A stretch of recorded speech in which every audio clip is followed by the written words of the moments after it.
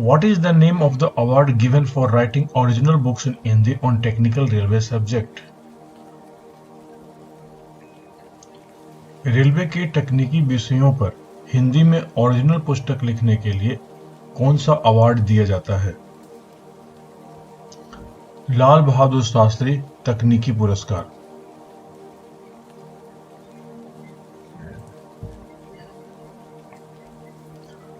What is the name of the award given for writing Hindi poetry books? Hindi poetry books लिखने के लिए कौन सा अवार्ड रेलवे की तरफ से दिया जाता है? मैथिली शरण गुप्त पुरस्कार। What is the name of the award given for writing Hindi novel and a story book? Hindi novel और स्टोरी बुक लिखने के लिए कौन सा पुरस्कार दिया जाता है? प्रेमचंद पुरस्कार। What is the target fixed for letters in Hindi sent from C region to A, B and C region? C क्षेत्र से A, B और C क्षेत्र में हिंदी के पत्रों को भेजने के लिए कितना टारगेट फिक्स किया गया है? 55%, 55%। What is the target fixed in annual program for writing noting in Hindi? 30%, 30%। What is the target fixed in annual program for letters received in Hindi to be answered in Hindi? वार्षिक programme में, हिंदी के वार्षिक programme में हिंदी में प्राप्त पत्रों का उत्तर हिंदी में ही देना है। इसका कितना प्रतिशत टारगेट है? 100%, 100%। What is the significance of section 3(3) of Official Language Act? Official language act के 3(3) में का क्या महत्व है? The documents that are to be issued in bilingual form are mentioned in the section 3(3) of Official Language Act. 3(3) में वर्णित जो भी डॉक्यूमेंट हैं वो हमेशा ही बाइलिंगुअल होंगे, यानी कि द्विभाषी होंगे। What is the target fixed for documents coming under section 3(3) of Official Language Act? 3(3) में Official Language Act के 3(3) सेक्शन में जो भी डॉक्यूमेंट्स हैं उसके टारगेट्स कितने परसेंट हैं? 100%। Who is responsible to ensure that the documents coming under section 3(3) are issued in bilingual form? Section 3(3) के तहत आने वाले डॉक्यूमेंट बाइलिंगुअल फॉर्म में होंगे, इसकी जिम्मेदारी किस व्यक्ति की होती है? The authority signing on such document. जो व्यक्ति या जो अथॉरिटी उस प्रपत्र पर साइन कर रहा है उसकी जिम्मेदारी है कि ये प्रपत्र या पत्र हमेशा ही द्विभाषी जारी किए जाए। In which form the general order, यानी office order, allotment, orders, memorandum, circulars are to be issued? In Hindi and English bilingual form. In which form the letter received in Hindi should be replied to? Hindi में प्राप्त पत्रों का उत्तर किस भाषा में दिया जा सकता है? In Hindi only. In which form application, appeal, representation made or signed in Hindi should be replied?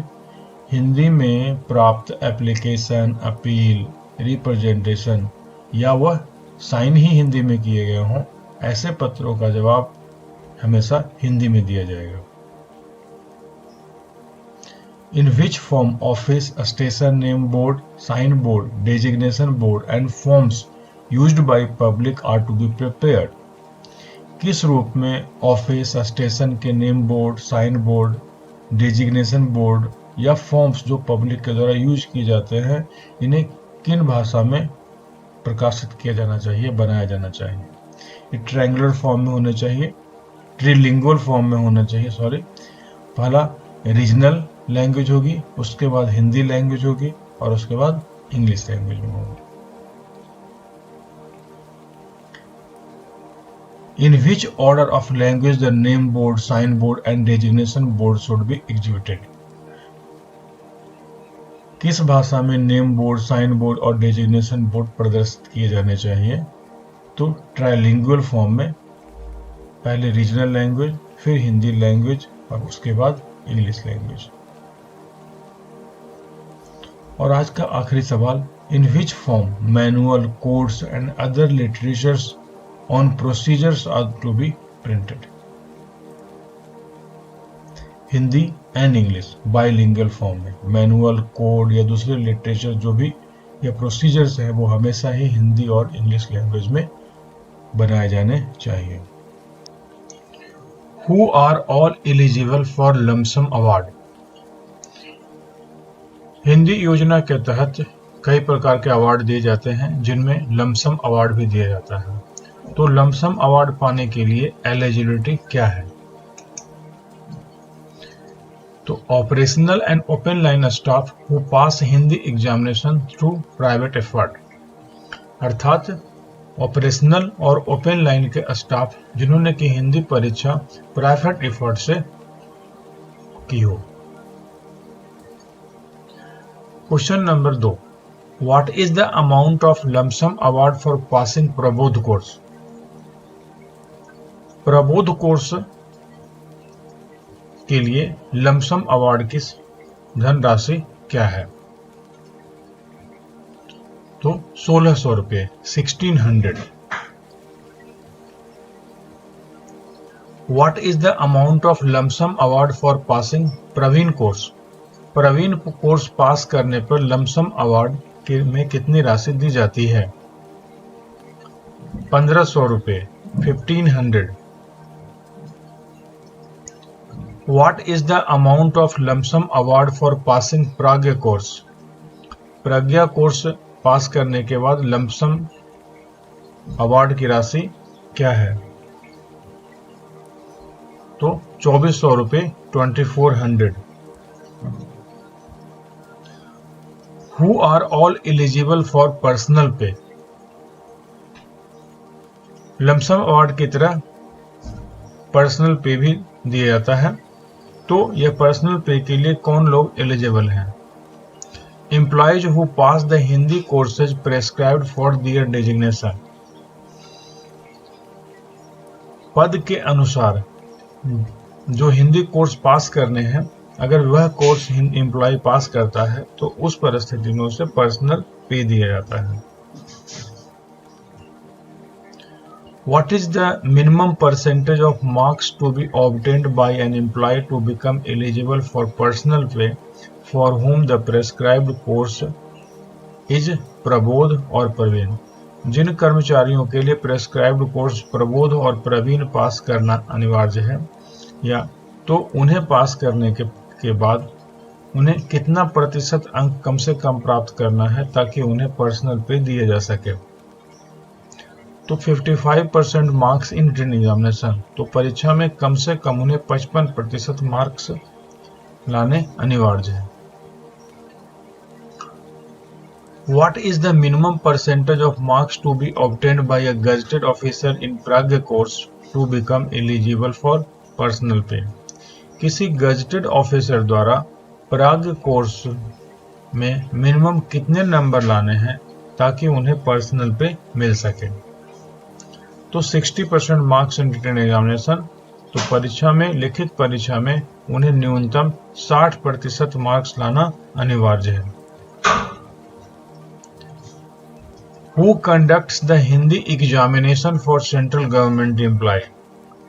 Central government केंद्रीय कर्मचारियों के लिए, केंद्रीय सरकारी कर्मचारियों के लिए हिंदी एग्जामिनेशन, हिंदी की परीक्षाएं कौन आयोजित करता है? Hindi teaching scheme under department of language. What is the amount of personal pay given for passing prescribed course? What is the amount of personal pay given for passing the prescribed Hindi course? तो personal pay equivalent to 1 increment for a period of 12 months, अर्थात personal pay जो मिलेगा वह 1 साल तक के लिए मिलेगा और 1 इंक्रीमेंट के बराबर मिलेगा। Why training in Hindi is imparted to central government officers / employees? केंद्रीय कर्मचारियों या अधिकारियों के लिए हिंदी की ट्रेनिंग क्यों आयोजित की जाती है? Why which they can do day-to-day official work in Hindi, जिससे कि वे अपने डेली के सरकारी कामकाज हिंदी में आयोजित पूरा कर सकें। Who are eligible to undergo training in Hindi workshop? Hindi workshop में ट्रेनिंग प्राप्त करने के लिए कौन लोग एलिजिबल हैं? All class 3 and gazetted staff who has working knowledge या proficiency हिंदी, सभी क्लास 3 और गजेटेड ऑफिसर जिनके पास हिंदी में काम करने की यानी वर्किंग नॉलेज है और प्रोफिशिएंसी है। What is the amount of prize money given under राजभाषा इंडिविजुअल कैश अवार्ड स्कीम? राजभाषा इंडिविजुअल कैश अवार्ड स्कीम के तहत में दी जाने वाली प्राइज की अमाउंट क्या है, राशि क्या है? 3000 रुपये। What is percentage of question relating to official language policy and rules should be asked in departmental examination? विभागीय परीक्षाओं में राजभाषा से संबंधित कितने प्रतिशत प्रश्न पूछे जाते हैं? 10% marks out of the total prescribed marks, कुल मार्क्स का 10%। जैसे कि परीक्षा में अगर 100 नंबर के सवाल पूछे जाने हैं तो 100 का 10% यानी 10% वैकल्पिक सवाल होंगे, यानी 100 सवाल तो पूछे जाएंगे प्लस उनके साथ 10% सवाल, यानी 10 सवाल से अगर 100 का फुल मार्क्स है तो 110 मिला करके पूरे सवालों की संख्या होगी। Is it mandatory to answer the questions relating to official language policy in departmental language? क्या परीक्षा में राजभाषा से संबंधित प्रश्नों का जवाब देना अनिवार्य है?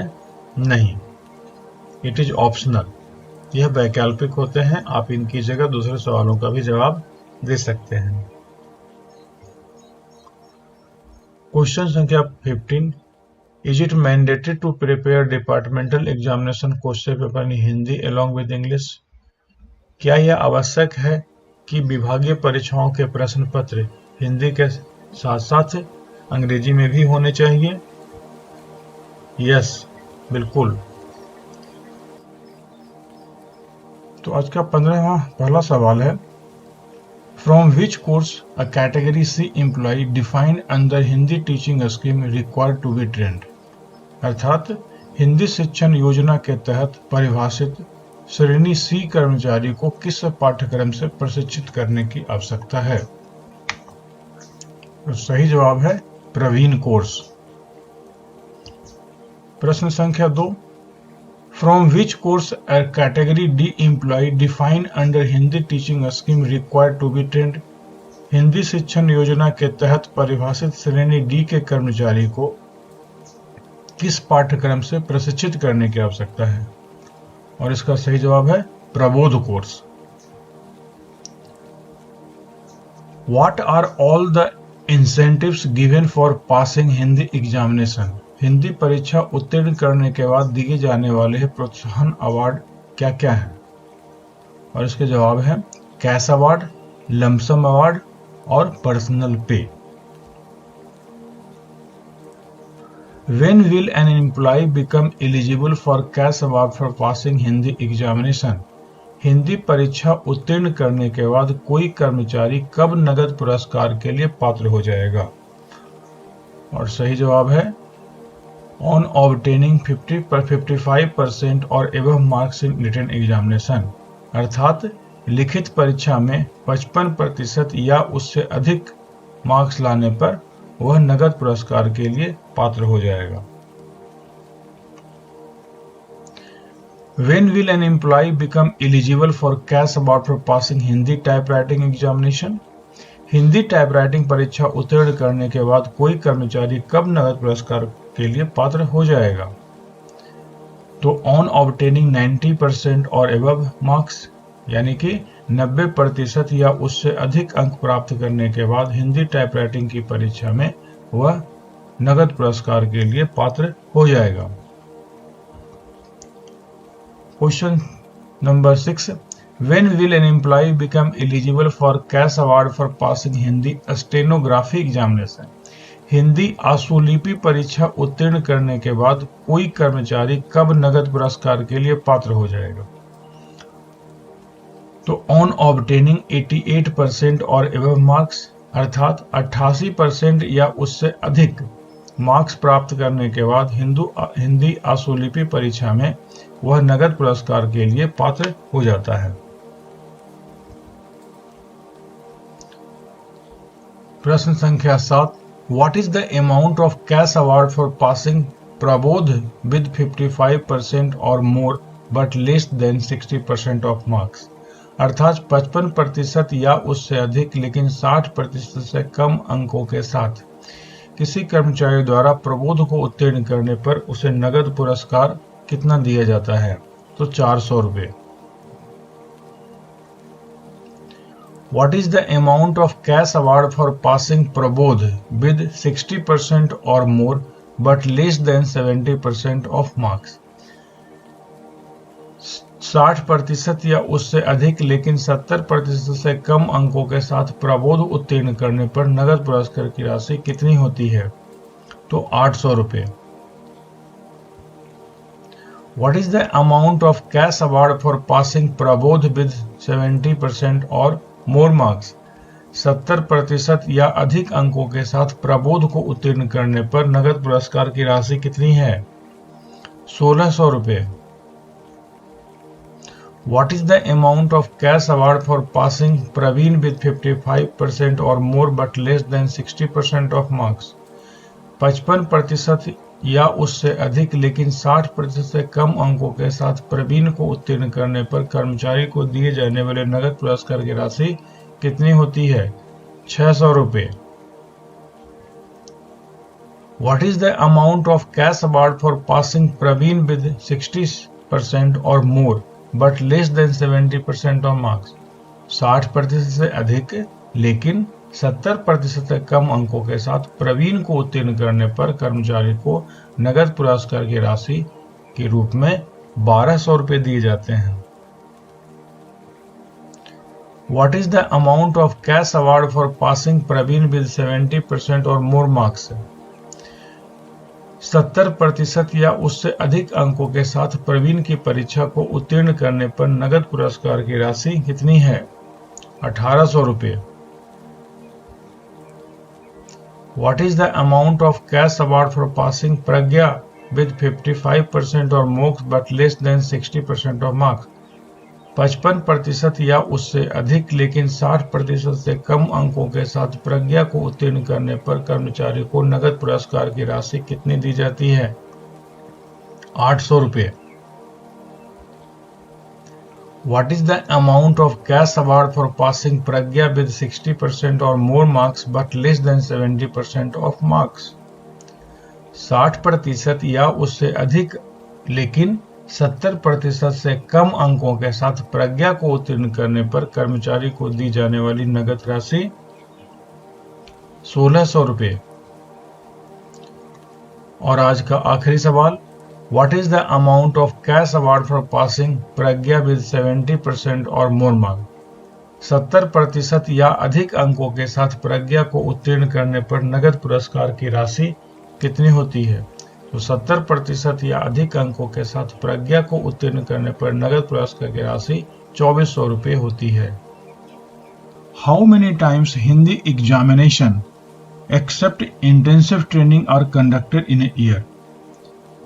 यानी हिंदी की परीक्षाएं इंटेंसिव ट्रेनिंग वाले को छोड़ करके साल में कितनी बार आयोजित की जाती है? और इसका जवाब है साल भर में 2 बार। दूसरा सवाल, What are all the months in which Hindi examination are usually conducted? अर्थात वे कौन से महीने हैं जिन महीनों में हिंदी परीक्षाएं सामान्यतः आयोजित की जाती है? और इसका सही जवाब है मई और नवंबर। आज का तीसरा सवाल, how long is the Prabodh course conducted under intensive training? Prabodh course की जो इंटेंसिव ट्रेनिंग के अंतर्गत कोर्स कराया जाता है, इसकी सीमा कितनी वर्किंग डेज है? तो इसकी सीमा है 25 वर्किंग डेज।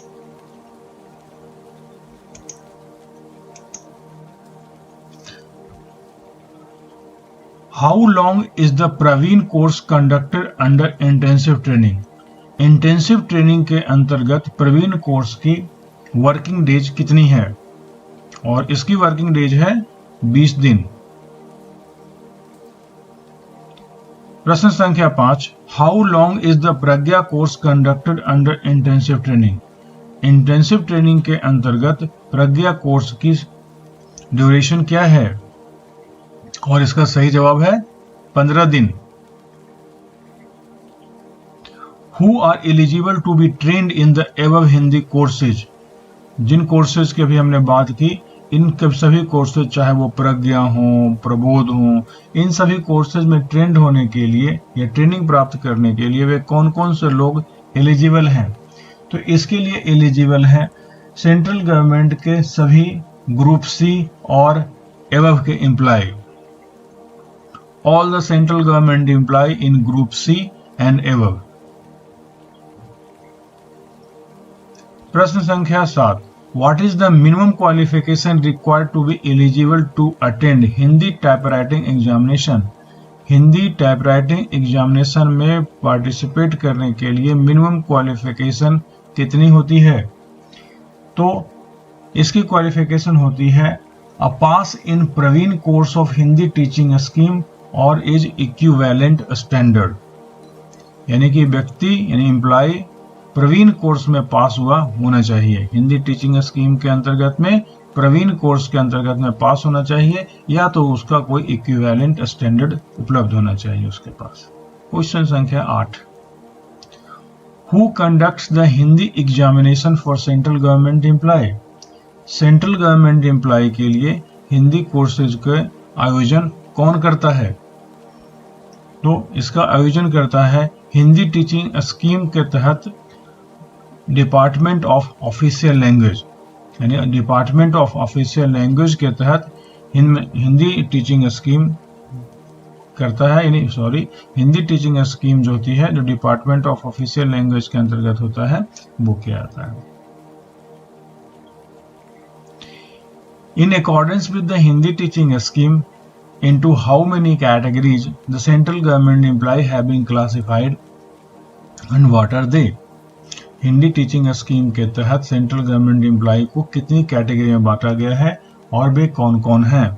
तो हिंदी टीचिंग स्कीम के तहत सेंट्रल गवर्नमेंट कर्मचारियों को कुल 4 भागों में बांटा गया है, और जिनके नाम हैं क्रमशः A, B, C and D. Who are all the employee classified under category A? तो कैटेगरी के ए के अंतर्गत में वे कौन कौन से एम्प्लॉय आते हैं? Whose mother tongue is Hindi और हिंदुस्तानी और इट्स डायलेक्ट। प्रश्न संख्या 11, Who are all the employees classified under B? B category के अंतर्गत में वे कौन से एम्प्लॉय आते हैं?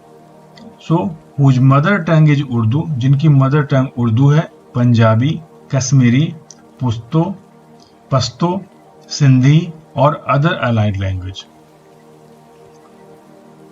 Who are all the employees classified under the category C? Category C के अंतर्गत में वे कौन से एम्प्लॉय आते हैं? और इसके अंतर्गत एम्प्लॉय आते हैं जिनकी मदर टंग मराठी, गुजराती, बंगाली, उड़िया और असमी। प्रश्न संख्या 13, who are all the employees classified under category D? Category D में कौन कौन से एम्प्लॉय आते हैं? Whose mother tongue is South Indian language और इंग्लिश, जिनका मदर टंग कोई भी साउथ इंडियन लैंग्वेज है या इंग्लिश उनकी मदर टंग है। प्रश्न संख्या 14, name the category of the employee for whom Hindi training is not required, यानी कि किन कर्मचारियों के लिए हिंदी ट्रेनिंग की आवश्यकता नहीं है। तो कैटेगरी ए में आने वाले व्यक्ति जिनकी की मदर टंग हिंदी होती है उन्हें इसकी आवश्यकता नहीं है। उनकी मदर टंग हिंदी है या हिंदी से जो डायलेक्ट्स हैं वो उन्हें हिंदी की ट्रेनिंग की आवश्यकता नहीं है। तो वे हुए category A.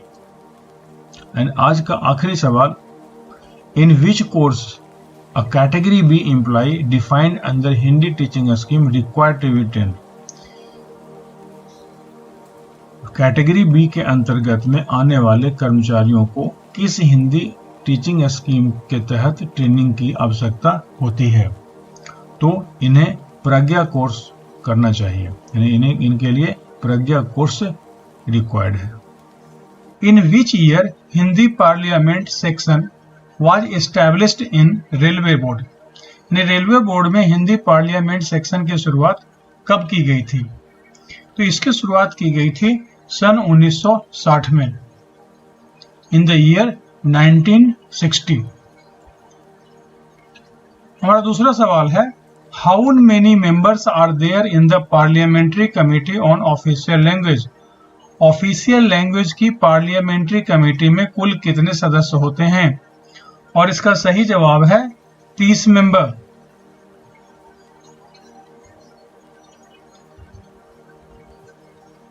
Question number 3, how many Lok Sabha members are there in the parliamentary committee on official language, official language की पार्लियामेंट्री कमेटी में लोकसभा के कितने सदस्य होते हैं। कौन फास्ट लिखें, और इसका सही जवाब है 20 member. Next question, how many Rajya Sabha members are there in the parliamentary committee on official language, official language की पार्लियामेंट्री कमेटी में राज्यसभा के कितने सदस्य होते हैं। और इसका सही जवाब है 10 member.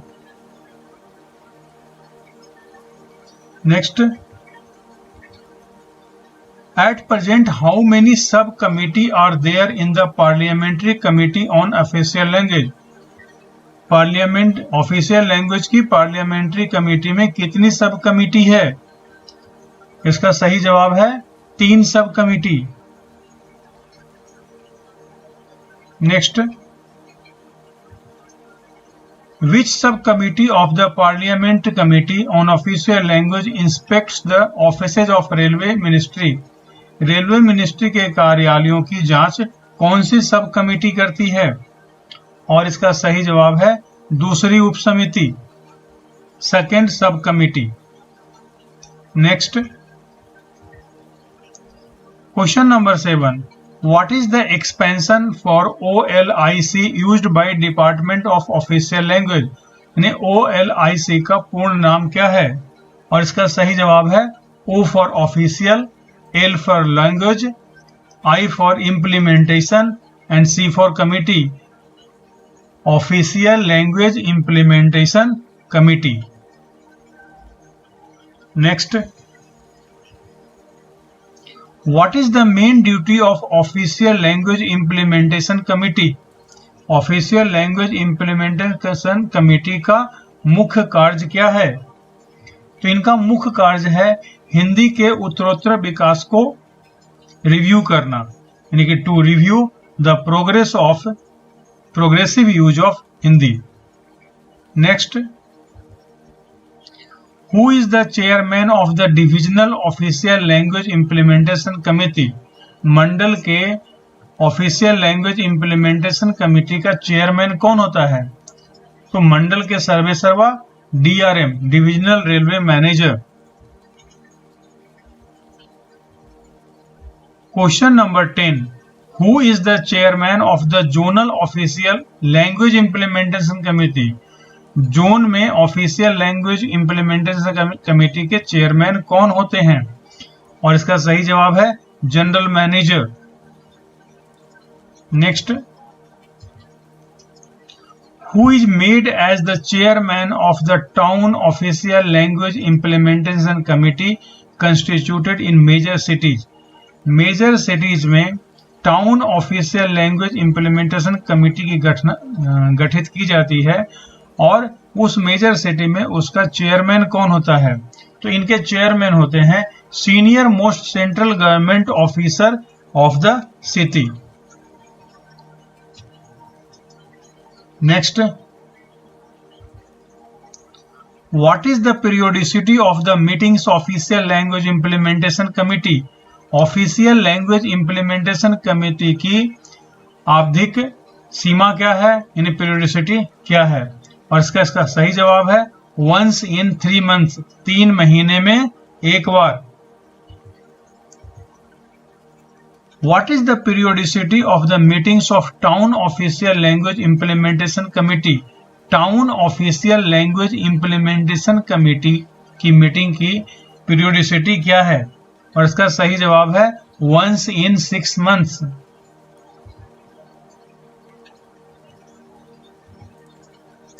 What is the periodicity of the meetings of Hindi सलाहकार समिति? हिंदी सलाहकार समिति के मीटिंग की आवधिकता क्या है? और इसका सही जवाब है twice in a year. States in which Urdu has been declared as one of the official language। Way state जिसमें उर्दू को आधिकारिक तौर पर उनका ऑफिशियल भाषा घोषित किया गया है। तो ऑप्शंस हैं तेलंगाना, बिहार और झारखंड, उत्तर प्रदेश और दिल्ली। चूंकि इन उपरोक्त तीनों ऑप्शन में तेलंगाना, बिहार, झारखंड, उत्तर प्रदेश और दिल्ली, इन सभी स्टेटों ने उर्दू को अपना ऑफिशियल लैंग्वेज घोषित कर दिया है, अतः इसका सही जवाब है ऑल ऑफ द एबव।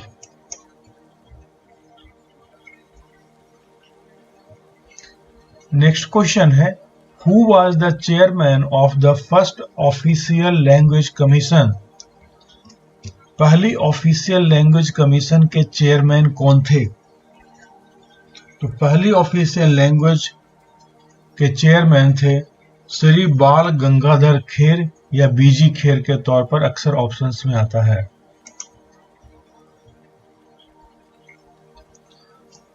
तीसरा सवाल है Who was the first chairman of the Parliament Committee on Official Language, which was formed on the recommendation of the Official Language Commission? उपरोक्त सवाल में हम अभी देख चुके हैं कि ऑफिशियल लैंग्वेज कमीशन के चेयरमैन थे श्री बाल गंगाधर खेर और इनकी रिपोर्ट के आधार पर पार्लियामेंट कमेटी बनाई गई थी। ऑफिशियल लैंग्वेज के ऊपर पार्लियामेंट कमेटी बनाई गई थी। उस पार्लियामेंट कमेटी के पहले चेयरमैन कौन थे? तो उस पार्लियामेंट कमेटी के पहले चेयरमैन थे Shri Govind Ballabh Pant.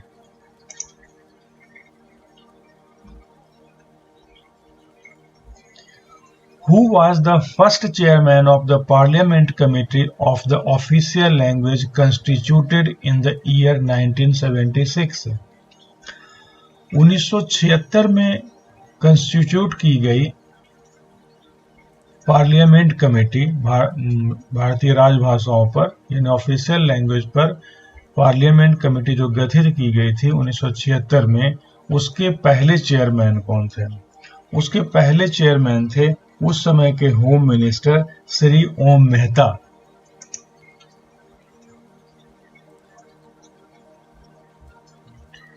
Who chaired the first railway सलाहकार समिति constituted in 1973? 1973 में गठित पहली रेलवे हिंदी सलाहकार समिति का चेयरमैन कौन थे? और इसका सही जवाब है Lalit Narayan Mishra, L N Mishra.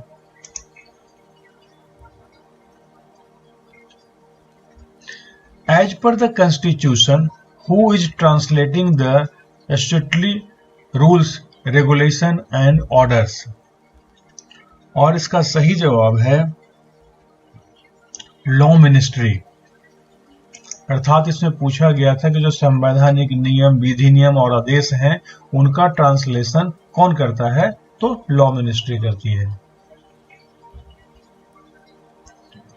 Which was the main language and co-official language used for the official purpose of the Union of India up to 1965? 1965 तक निम्न में से कौन भारत की मुख्य भाषा थी और दूसरी सहायक भाषा थी? तो भारत की मुख्य भाषा 1965 तक इंग्लिश थी और सहायक भाषा के रूप में हिंदी कार्य कर रही थी। अतः दूसरा option English was the main language and Hindi was the co-official language is the right answer.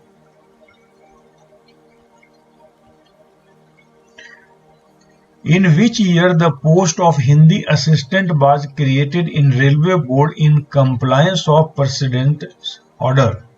President के आदेश के बाद हिंदी असिस्टेंट के पद की शुरुआत रेलवे बोर्ड में की गई थी। कब की गई थी? इसका सही जवाब है in the general branch of railway board में की गई थी और 1952 में की गई थी। अतः दूसरा ऑप्शन सही है।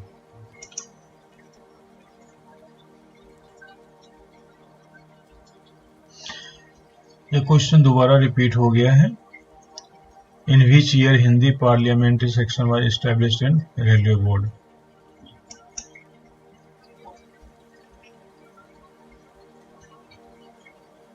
ये क्वेश्चन हम इसे गलत मान लेते हैं, ये इसमें ऑप्शंस ही गलत आ रहे हैं।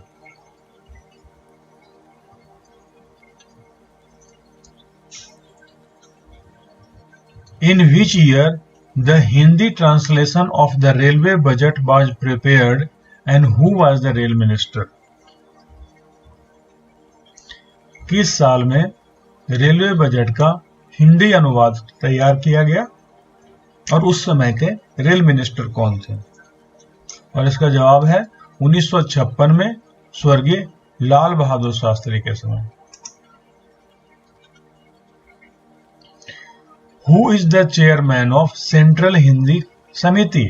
यानी सेंट्रल हिंदी कमेटी का चेयरमैन कौन होता है? तो सेंट्रल हिंदी कमेटी का चेयरमैन होते हैं prime minister. The central Hindi Samiti comes under which ministry?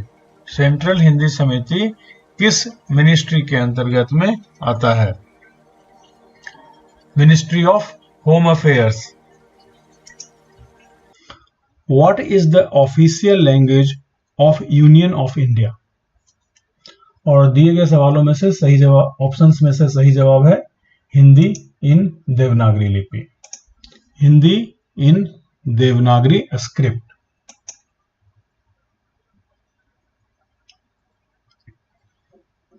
दूसरा सवाल, which form of numerals are to be used for official purpose of the union?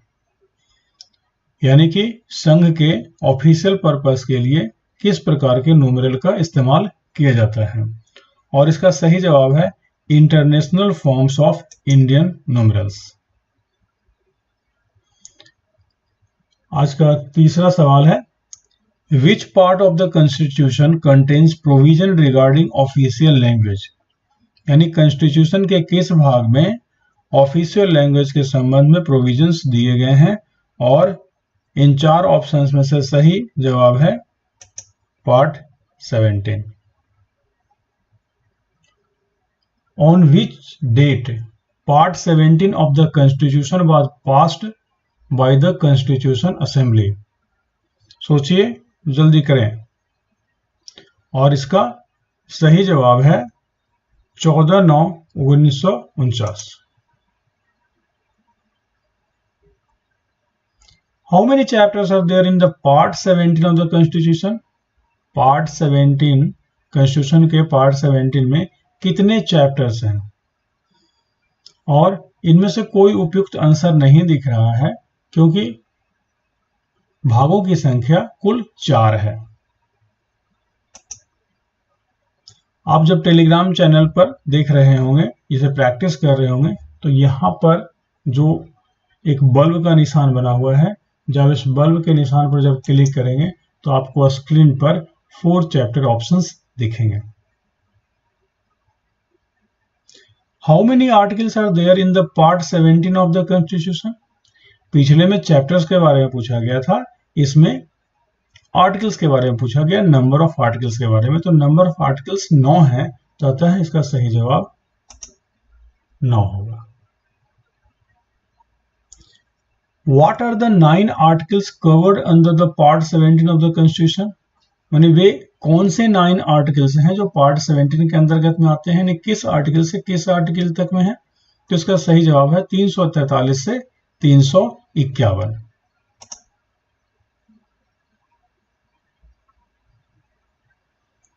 In which part and in which article of the Constitution provision regarding the language to be used for transaction of business in Parliament exist? यानी कि parliament में काम काज के लिए किस भाषा का प्रयोग किया जाएगा, ऐसा कहां पर वर्णन है? तो ऐसा वर्णन है आर्टिकल 120 पार्ट 5 के अंतर्गत में। Which article of the Constitution contain provision regarding the language to be used in the court? Court में प्रयुक्त होने वाले लैंग्वेज के बारे में चर्चा किस आर्टिकल में की गई है? और वह आर्टिकल है 348। Which article of the Constitution contain provision regarding the official language of the Union of India?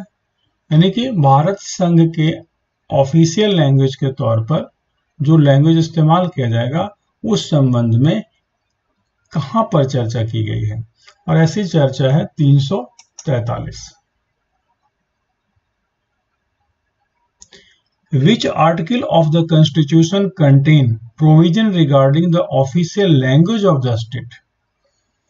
State के लैंग्वेज के बारे में किस भाग में चर्चा की गई है, किस आर्टिकल में चर्चा की गई है?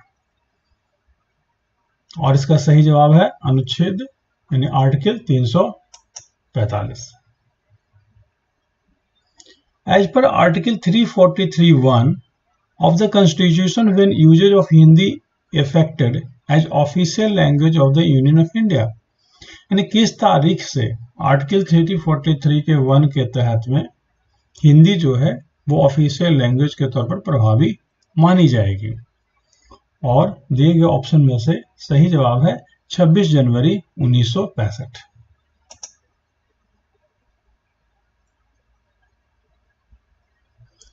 Name the article of the Constitution which in their provisions contain reference to 8th schedule of the Constitution.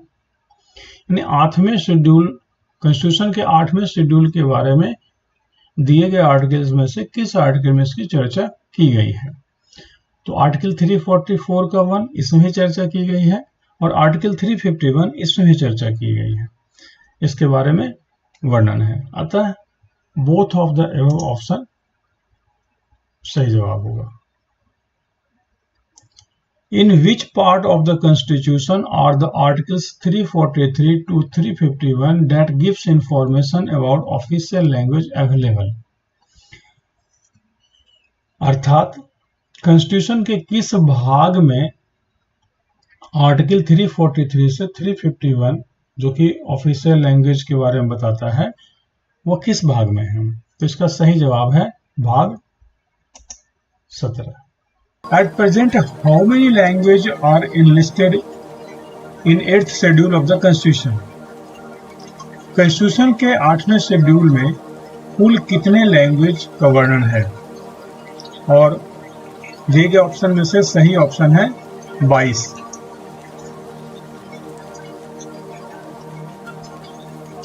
When the Constitution was adopted, how many languages were included in the 8th schedule initially? अर्थात संविधान के शुरुआत में 8वीं अनुसूची में मूल रूप से कितने लैंग्वेज का वर्णन था? सही जवाब है 14 यानी कि 14।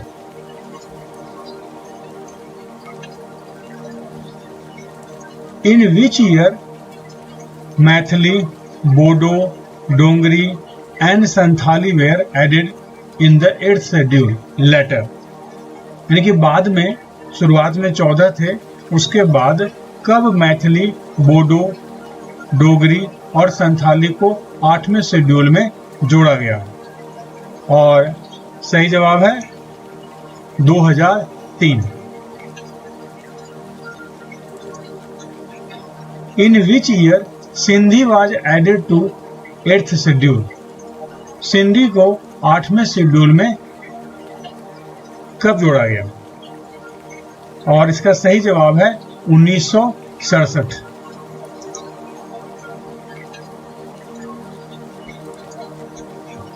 इन which year Nepali, Konkani and Manipuri were added to the 8th schedule?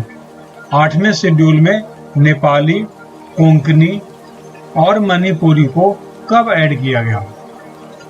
और सही जवाब है 1992।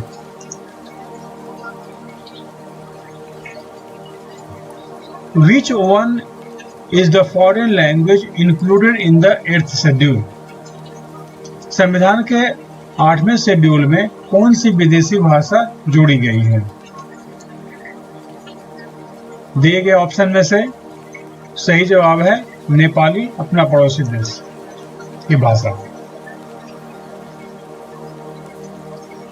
Which is the official language of Arunachal Pradesh? Arunachal Pradesh की आधिकारिक ऑफिशियल लैंग्वेज कौन सी है? विशेष तौर पर याद रखने लायक चीजें हैं ये। अंग्रेजी।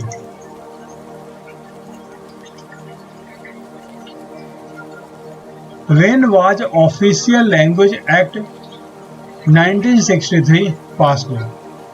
1963 ऑफिशियल लैंग्वेज एक्ट, यानी ऑफिशियल लैंग्वेज एक्ट 1963 कब पारित हुआ? और सही जवाब है 10 मई 1963।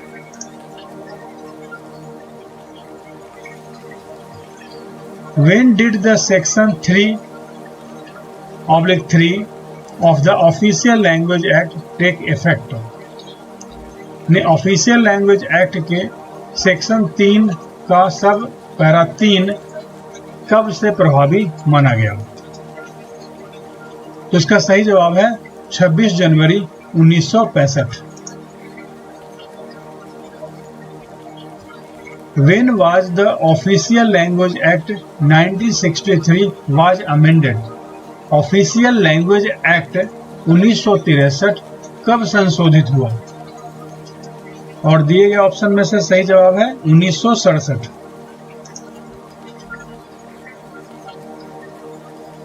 How many sections are there in the Official Language Act 1963 as amended in the year 1967?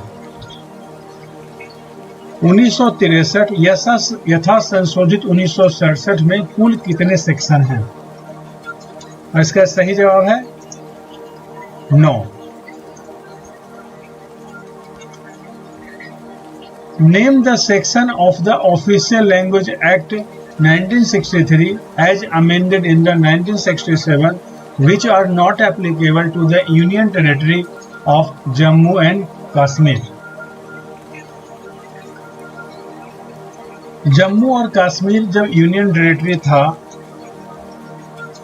तब ऑफिशियल लैंग्वेज एक्ट 1963 और 1900 यथा संशोधित 1967 के कौन से सेक्शन उस पर लागू नहीं होते थे? अभी भी इन नियमों में किसी भी बदलाव की सूचना अभी तक नहीं दी गई है। तो पूर्व नियमों के आधार पर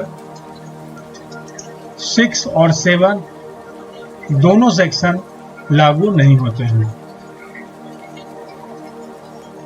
With which section 7 of the Official Language Act 1963 is concerned? Official language act 1963 की सेक्शन 7 किस चीज से संबंधित है? यह संबंधित है ऑप्शनल यूज ऑफ हिंदी या other official language in the judgment in the high court. So इसका पहला ऑप्शन सही है।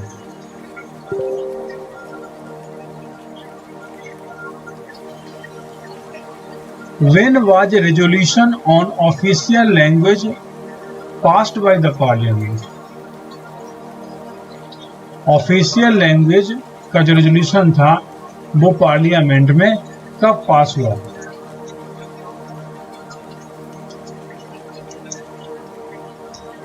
जनवरी 1968। हिंदी में प्रवीणता प्राप्त कर्मचारी किसे कहा जाता है? प्राइमरी स्तर पर हिंदी का ज्ञान रखने वाले को, प्राइमरी स्तर की परीक्षा हिंदी माध्यम से उत्तीर्ण करने वाले को, मैट्रिक स्तर पर हिंदी का ज्ञान प्राप्त करने वाले को, या मैट्रिक स्तर की परीक्षा हिंदी माध्यम से उत्तीर्ण करने वाले को। सही जवाब है मैट्रिक स्तर की परीक्षा हिंदी माध्यम से उत्तीर्ण। 8वीं अनुसूची में शामिल विदेशी भाषा कौन सी है? तो 8वीं अनुसूची में शामिल विदेशी भाषा सिर्फ एक है, जिसे नेपाली कहते हैं। तो इसका सही उत्तर है नेपाली। रेलवे बोर्ड राजभाषा कार्यान्वयन समिति के अध्यक्ष कौन होते हैं? रेल मंत्री, प्रधानमंत्री, चेयरमैन एवं सीईओ रेलवे बोर्ड, और इनमें से कोई नहीं। तो इसका सही जवाब है चेयरमैन एवं सीईओ रेलवे बोर्ड। केंद्रीय हिंदी समिति के अध्यक्ष कौन होते हैं? गृह मंत्री, प्रधानमंत्री, रेल मंत्री, या इनमें से कोई नहीं। सही जवाब है प्रधानमंत्री। लाल बहादुर शास्त्री तकनीकी मौलिक लेखन पुरस्कार किस उद्देश्य से दिया जाता है? हिंदी साहित्य में पुस्तकें लिखना, रेलवे विषयों पर हिंदी में तकनीकी पुस्तकें लिखना, कथा अथवा कहानी संग्रह एवं उपन्यास लेखन हेतु, या इनमें से कोई नहीं। इसका सही जवाब है रेलवे विषयों पर हिंदी में तकनीकी पुस्तकें लिखना। संसदीय राजभाषा समिति में राज्यसभा के कितने सदस्य होते हैं? 10, 7, 15, या इनमें से कोई नहीं। सही जवाब है 10। राजभाषा अधिनियम 1963 की कुल कितनी धाराएं हैं? राजभाषा अधिनियम 1963 में कुल 9 धाराएं हैं, अतः इसका जवाब है दूसरा ऑप्शन 9। अनुशासनिक कार्यवाही संबंधी प्रलेख कर्मचारी को किस भाषा में दिए जाने का प्रावधान है? क्षेत्रीय भाषा, हिंदी, हिंदी या अंग्रेजी कर्मचारी जिसमें चाहता हो, या इनमें से कोई नहीं। सही जवाब है हिंदी या अंग्रेजी कर्मचारी जिसमें चाहता हो। क्षेत्रीय रेलवे राजभाषा कार्यान्वयन समिति के अध्यक्ष कौन होते हैं? महाप्रबंधक, अपर महाप्रबंधक, मुख्य राजभाषा अधिकारी, या इनमें से कोई नहीं। सही जवाब है महाप्रबंधक। केंद्र सरकार के कर्मचारियों के लिए प्रारंभिक पाठ्यक्रम कौन सा है? प्रवीण, प्रबोध, प्रज्ञा, या इनमें से कोई नहीं। इसका सही जवाब है प्रबोध। रेलवे स्टेशनों पर उद्घोषणा किस भाषा क्रम में की जानी होती है? स्थानीय हिंदी अथवा अंग्रेजी, प्रादेशिक हिंदी अंग्रेजी, या प्रादेशिक अंग्रेजी हिंदी, या इनमें से कोई नहीं। तो रेलवे स्टेशनों पर उद्घोषणा पहले प्रादेशिक भाषा में की जाती है, फिर राजभाषा हिंदी में की जाती है, उसके उपरांत अंग्रेजी में की जाती है। अतः इसका सही जवाब है प्रश्न संख्या 3, प्रादेशिक हिंदी और अंग्रेजी। संविधान के अनुसार सांविधिक नियमों, विनियमों और आदेशों का अनुवाद कौन करता है? संविधान के अनुसार सांविधिक नियमों, विनियमों और आदेशों का अनुवाद विधि मंत्रालय करता है। राजभाषा व्यक्तिगत नगद पुरस्कार योजना किसके लिए निर्धारित है? कर्मचारियों के लिए, अधिकारियों के लिए, या कनिष्ठ प्रशासनिक ग्रेड तक के अधिकारियों तथा अराजपत्रित वर्गों के लिए, या वरिष्ठ प्रशासनिक ग्रेड के अधिकारियों के लिए?